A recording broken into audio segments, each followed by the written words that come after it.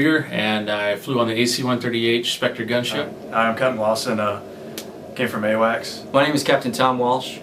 I'm a combat system officer and I fly the B-1B Lancer.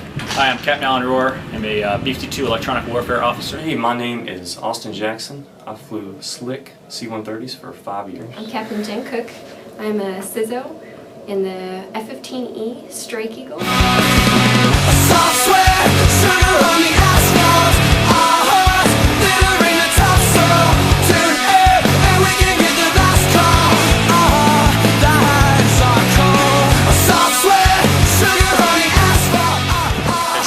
First and foremost, you're probably wondering, what is a combat systems officer? Well, a combat systems officer, or as referred to as a CISO, is a professional aviator. Mission commander works with the aircraft commander in managing the aircraft mission and weapon deployment in inbound space. A combat systems officer, or CSO, was basically the division of General Jumper starting in 2001.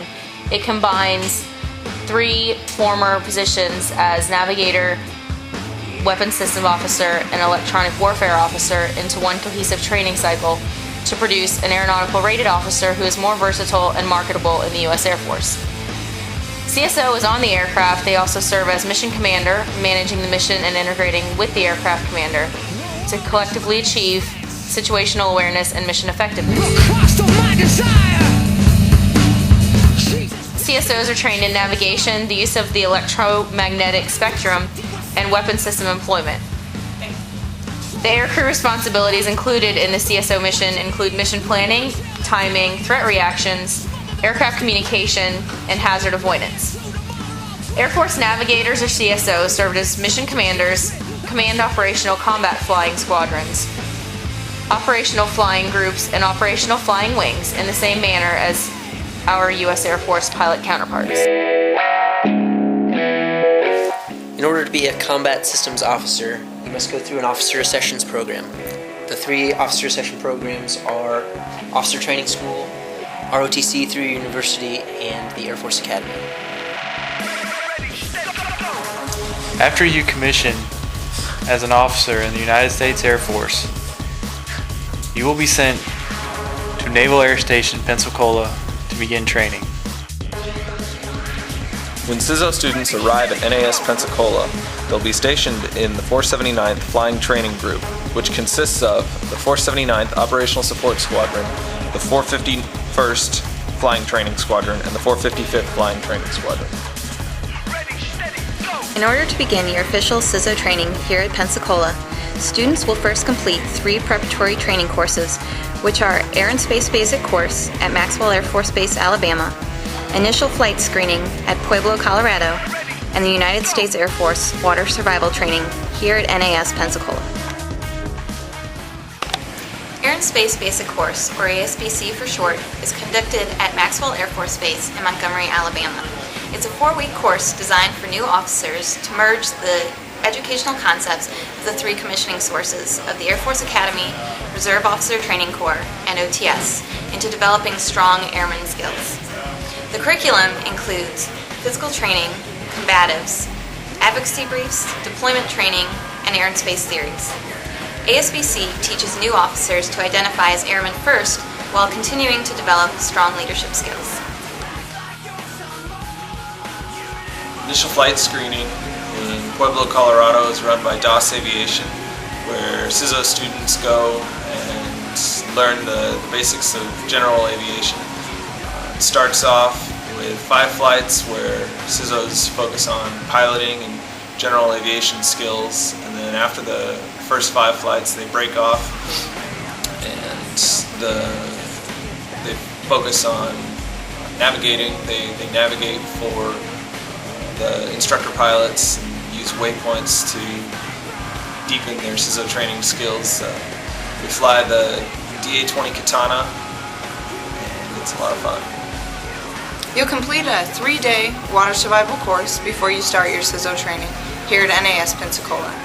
This course is comprised of academics and different survival scenarios. In academics, you're going to learn about survival on a raft and different equipment that you need to use in these survival situations.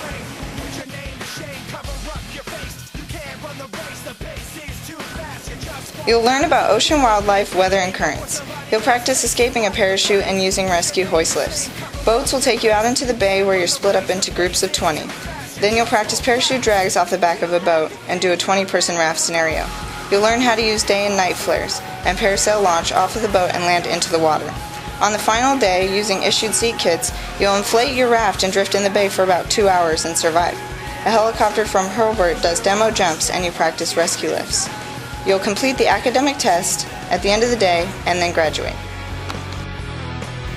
After completing these 3 required courses, you'll start your CISO training.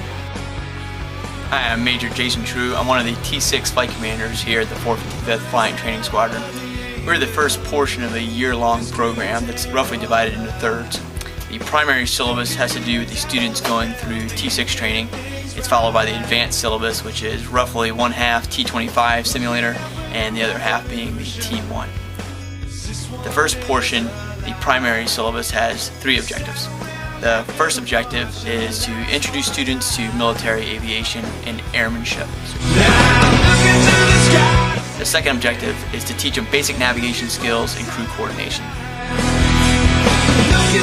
And the third objective of the T6 primary phase is to continue their development as professional airmen, and by describing how we do those things in relation to the Air Force core values of integrity first, service before self, and excellence in all we do.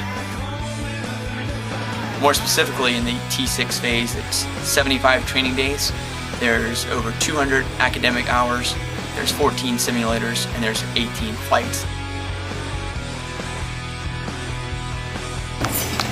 The T25 is a PC-based simulator.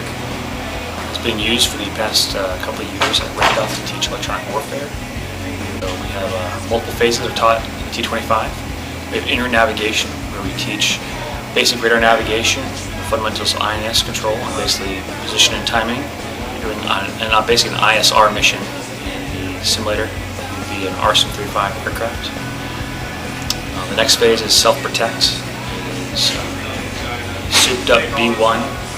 You're flying, defending your aircraft, but at the same time doing low-level radar navigation. The 2 other phases we have is electronic attack. It is essentially a prowler is flying along. You're doing jamming in support of other. And the final phase is the advanced air ops, where we're basically teaching the fundamentals of basic air-to-air intercept fundamentals. Major Kinnison, I'm a T1 cizzo, work over in OG2. Alright, the second phase of training is going to be concentrating on the T1, both the front and the back seat. The students are going to get 3 simulator missions in the T1, about 4.5 hours. After that, they're going to get 14 total sorties in the front seat of the T1, about 28 hours. They're going to be concentrating on en route navigation, approaches, basic airmanship, talking on the radios. The last 6 sorties that they'll get in the T1 are going to be in the back seat. They'll get about 12 hours in the back seat. Focusing on the EWO, electronic warfare officer portion of the training, which is where they'll be concentrating on defeating enemy threats and keeping the aircraft safe.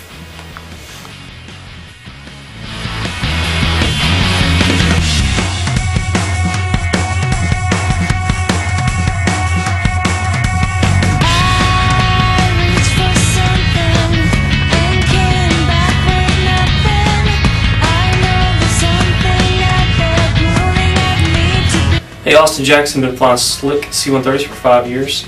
Primary responsibilities of the CISO are navigation and mission planning. You have airline missions, point A to point B, but where you're going to spend much of your time is in the low-level environment. That's navigating through whatever the low-level environment may be, usually 300 feet, to a target and a TOT, and dropping your supplies and men on top of that target. And those are the primary responsibilities for the C-130 Navigator. I'm Captain Mike Ron. I'm a navigator on RC-135, stationed off at Air Force Base. And the 2 primary roles that a CISO would play on an RC-135 would be as a navigator and an EWO. Navigator is in charge of the navigation instruments, as well as running the aero refueling, talking to the tanker. and making sure we get the gas we need to complete the long mission. Hi, Captain Tim Skip Delera, Strike Eagle guy by trade, but I was also flying the U-28s. Got about 1,000 hours in it. As a CISO, your job in the U-28, you're going to be the technical expert of the airframe. So any problems that you encounter that has to deal with the airplane, you're going to be the one to fix it in order to support those special operation forces. Hi, my name is Kelly Travis, and I was a CISO on the MC-130 Combat Talon. And some of the jobs we had on the aircraft were low-level navigation. We do night NVGs. We'd also do regular terrain following. So it's a very, very taxing job for a navigator to try to stay real low to the ground. Captain Ben Jones, a Combat Systems Officer on the KC-135R/RT. We specialize in special ops air refueling, which is low altitude night AR refueling, the AC-130 and MC-130 typically. We're responsible for the mission planning and running the rendezvous for those sorties. Hi, I'm Captain Mazzarello, and I flew on the J-Stars, world's premier C2 ISR platform. What I did on the plane was I navigated, as well as I was a defensive system officer, DSO. Basically, if a threat pops up, I would maneuver the aircraft to get out of harm's way, as well as mission planning and theater of operations. I'm Captain Jen Cook. I'm a CISO in the F-15E Strike Eagle. The Strike Eagle is a multi-role fighter. As a CISO in the Strike Eagle, I fly fast, pull Gs, and guide laser-guided bombs to their Captain targets. Mark Wieger, and I flew on the AC-130H Spectre gunship. And CISOs can go to 3 different crew positions on that aircraft. The first is a navigator, which is the traditional, what we call panel navigator. Gets the aircraft from point A to point B using all the navigation systems. We also have a fire control officer that works in conjunction with the navigator. And the function of the fire control officer is basically to, as I like to say, run the gun battle. So he decides what kinds of weapons we're going to employ, what kind of fusing, what type of rounds, and what targets we're going to hit. So he makes sure that all of that is coordinated to support the ground forces. And finally, you have the electronic warfare officer, which is in charge of defending the aircraft, and on the AC-130 also doubles that mission.